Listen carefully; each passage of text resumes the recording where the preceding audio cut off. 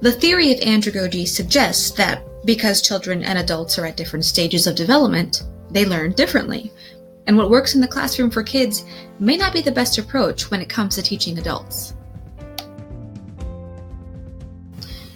In an andragogical model, instruction is more like facilitation, with learners at the center, applying content and making connections between concepts at their own pace.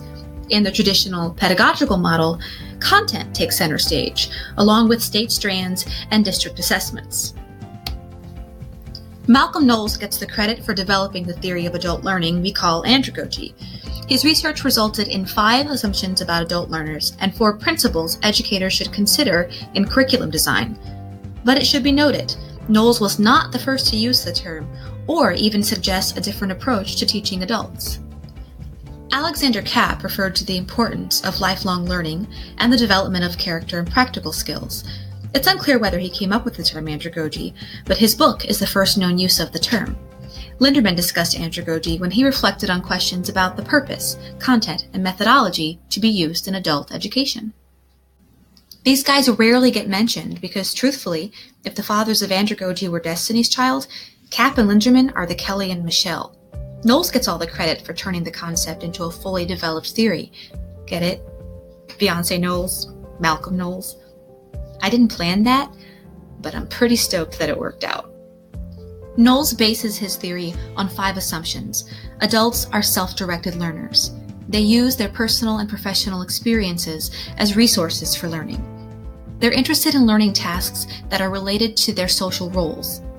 They want to be able to immediately apply their knowledge, and they are highly motivated. Knowles' 4 principles are that adults want to have a voice in the planning and evaluation of their education. They want to learn from experiences. They want what they're constructing to be relevant in their lives, and they'd much rather work on solving a problem than focusing on content. A simpler way to think about it is this.